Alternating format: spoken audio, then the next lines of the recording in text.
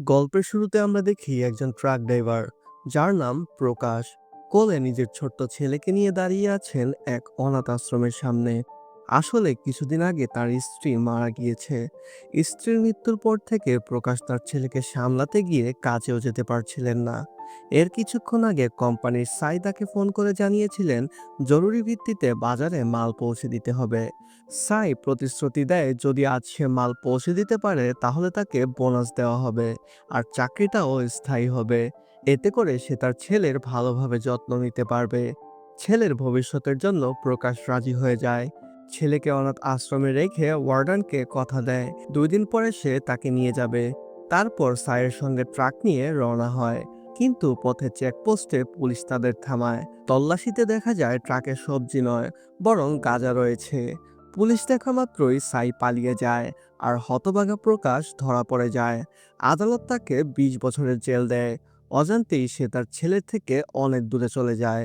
এদিকে প্রকাশ আর ফিরে না আসায় ওয়ার্ডান ছেলেটিকে অনাথ হিসাবে ঘোষণা করে দেয় এবং তার নাম রাখে জনি। তারপর এক পরিবার জনিকে দত্তক নেয়। গল্প এখান থেকে 25 বছর এগিয়ে যায়। জনি বড় হয়ে যায়। বড় হয়ে জনি একদিন রাশিদ নামে এক ব্যক্তির কাছে গিয়ে 1 লাখ টাকা ধার চায়। রাশিদ জনিকে টাকাটি দেয়। এরপর জনি যায় সিআই রামারাওয়ের কাছে। তাকে অনুরোধ করে তার বাবা শ্রীনিবাসকে ছেড়ে দিতে। রামারাও জানায় তোমার বাবা বলেছে তোমার ক্যান্সার হয়েছে। এই কথা বলে সে এক ব্যক্তির কাছ থেকে টাকা ধার নিয়েছে। তুমি কেন তাকে বোঝাও না যেন সে এমন না করে। কিন্তু জনি বলে আমার কথা তিনি শুনবেন না। তখন রামারাও বলে মনে হচ্ছে শুধু নিজের ঋণ শোধ করার জন্যই তিনি তোমাকে দত্তক নিয়েছিলেন। যাই হোক, রামারাওয়ের পরামর্শে জনি সেই ব্যক্তিকে টাকা দিয়ে শ্রীনিবাসকে নিয়ে বাড়ি ফেরে। আসলে শ্রীনিবাস শেয়ার বাজারে বিনিয়োগের পরামর্শ দিতেন এবং একটি ইনভেস্টিং কোম্পানি চালাতেন। কিন্তু একদিন শেয়ার বাজারে ধস পড়ে। বিনিয়োগকারীদের কোটি কোটি টাকার ক্ষতি হয়। কোম্পানি ডুবে যায় আর এক মুহূর্তে তিনি নিঃস্ব হয়ে পড়েন। এই দুর্দিনের মাঝেই ক্যান্সারে তার স্ত্রী মারা যায়। সেই দিন থেকে শ্রীনিবাস নিজের দত্তক নেওয়া ছেলে জনিকেই সবচেয়ে বড় দুর্ভাগ্য মনে করতে শুরু করেন। তিনি জনির সঙ্গে ভালোভাবে কথা বলেন না, সবসময় রাগ করে থাকেন। কিন্তু জনি তার বাবাকে খুব ভালোবাসে। সে ভাবে আমি তো অনাথ ছিলাম, তাদের জন্যই আমার একটা ঘর, আমার একটা পরিবার, একটা নাম হয়েছে।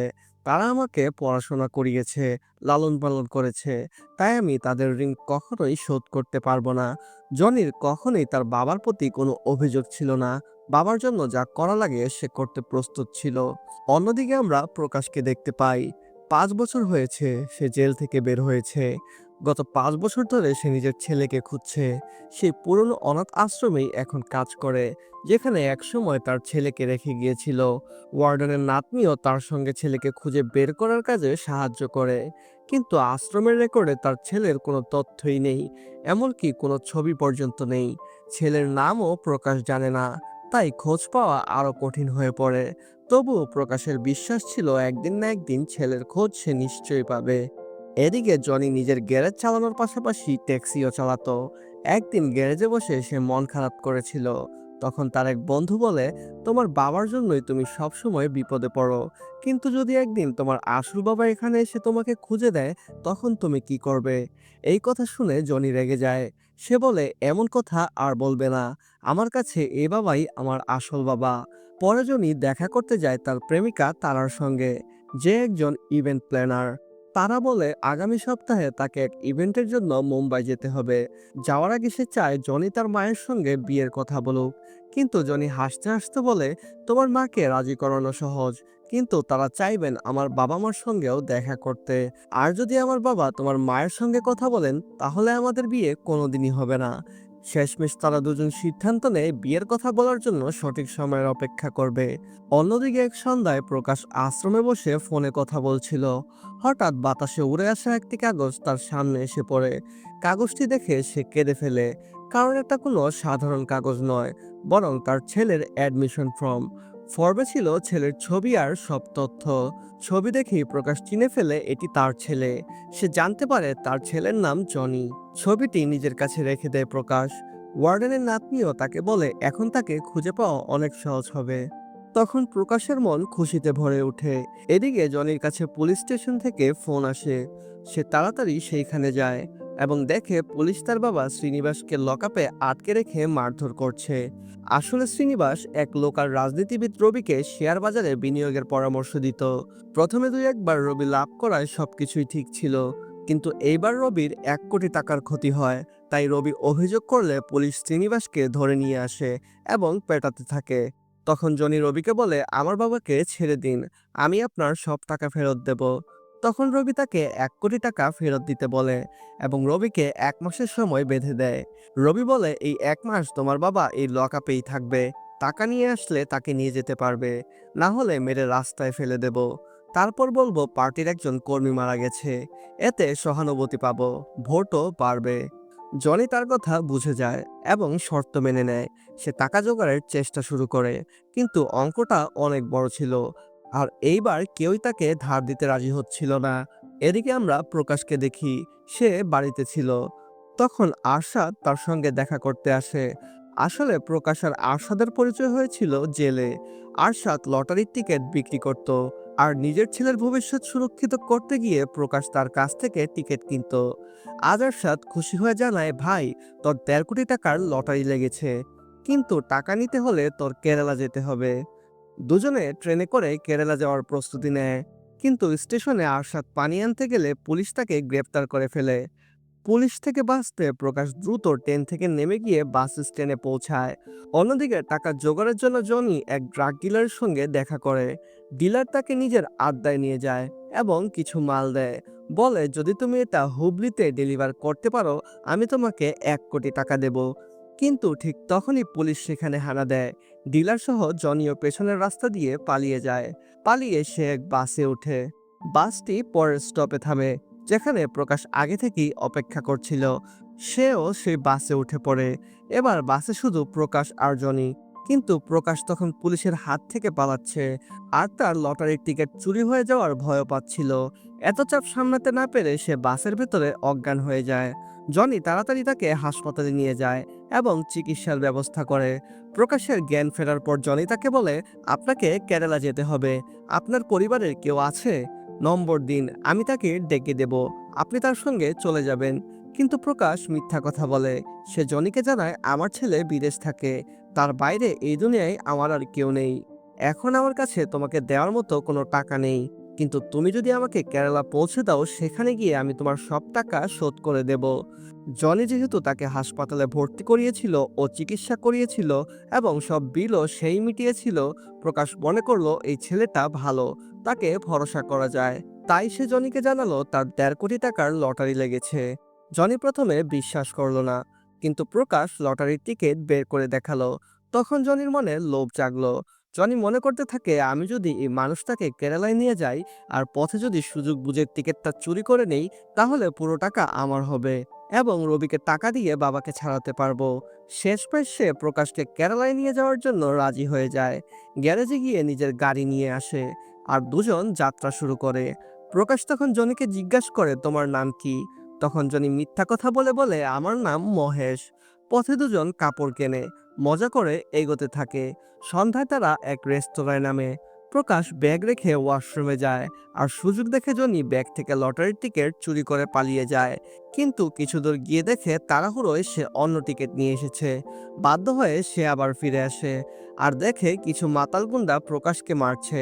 জনি লড়াই করে গুন্ডাদের তাড়িয়ে দেয়। এরপর প্রকাশ ব্যাগ চেক করে দেখে ছেলের ছবি নেই। সে ফিরে যেতে চায়, জনি তাকে বাধা দেয়। প্রকাশ বলে, ওই ছবিটাই আমার ছেলের একমাত্র ছবি। রেস্তোরাঁয় ফিরে ছবিটা আবার খুঁজে পায়। ঠিক তখনই প্রবেশ করে অবসরপ্রাপ্ত মিলিটারি অফিসার জয়ারাম। জয়ারাম আলাপ করে তাদের পরিচয় জানতে চায়। কোনো ঝামেলা না হোক বলে জনি বলে উঠে, প্রকাশ তার বাবা। প্রকাশও নাটক করে বাবার ভূমিকা নেয়, অথচ তখনও কেউ জানতো না যে এটাই সত্যি। তারা একসঙ্গে খাওয়া দাওয়া করে। জয়ারামেরও কেরালায় যাওয়ার কথা ছিল, আত্মীয়র মেয়ের বিয়েতে যোগ দিতে। সে প্রস্তাব দেয় তারা যেন একসঙ্গে যায়। জনি প্রথমে রাজি হয় না, কারণ তার আসল লটারির টিকিট চুরি করতে হবে, আর জয়রাম থাকলে সেটা কঠিন হবে। কিন্তু জয়রামের অনুরোধে প্রকাশ রাজি হয়। ফলে তিনজন একসঙ্গে কেরালার পথে বের হয়। পথে অনেক আনন্দ উল্লাস করে তারা কেরালায় পৌঁছায়। জয়রাম তাদের বিয়েতে আমন্ত্রণ জানায়, জনি যেতে চায়নি, কিন্তু প্রকাশের জন্য যেতে হয়। বহু বছর পর পরিবারের মতো পরিবেশে এসে প্রকাশ ভীষণ খুশি হয়। সবাই মিলে আনন্দ করে। ছবি তোলার সময় প্রকাশ বাবার ভূমিকায় থেকে জনিকে পাশে ডেকে নিয়ে কাঁধে হাত রেখে ছবি তোলে।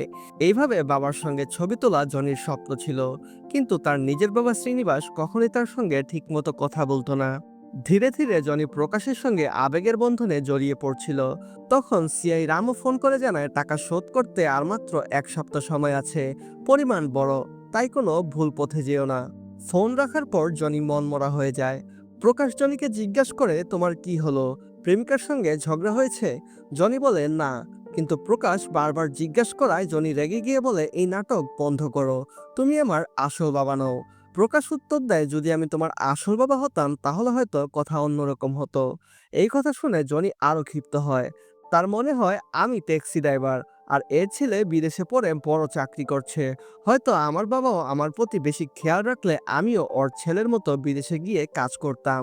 রাগে সে প্রকাশকে নানা অপমান করে, বলে তুমি তোমার ছেলেকে যেমন ভাবে বড় করেছো তার কাছে আমি তো কিছুই না, আমি তো সির্ফ এক ব্যর্থ মানুষ। জনি আরো বলে, জানি না তোমার ছেলে তোমার সঙ্গে কথা বলার সময় পাবে কিনা, তুমি মরে গেলেও হয়তো সে খবর নেবে না। এই কথায় প্রকাশের মন একদমই ভেঙে যায়। ঝগড়ার পরও তারা যাত্রা চালিয়ে যায়, কিন্তু আর কথা বলে না। হঠাৎ গাড়ি খারাপ হয়ে গেলে কাছের এক লজে তারা ওঠে এবং দুটি আলাদা রুম নেয়। লজের মালিককে দেখে প্রকাশ চমকে ওঠে। সে আর কেউ নয়, সেই সাই, যে 25 বছর আগে তাকে পুলিশের হাতে ধরিয়ে দিয়েছিল। তবে সাই এখন অনুতপ্ত। সে বলে, আমি এইসব খারাপ কাজ ছেড়ে দিয়েছি। এখানে কেউ তার অতীত সম্পর্কে জানে না। দয়া করে তাকে ক্ষমা করে সব ভুলে যেতে। প্রকাশও তাকে ক্ষমা করে নিজের ঘরে চলে যায়। কিছুক্ষণ পর জনি প্রকাশের ঘরে যায়, কিন্তু তাকে সেখানে পায় না।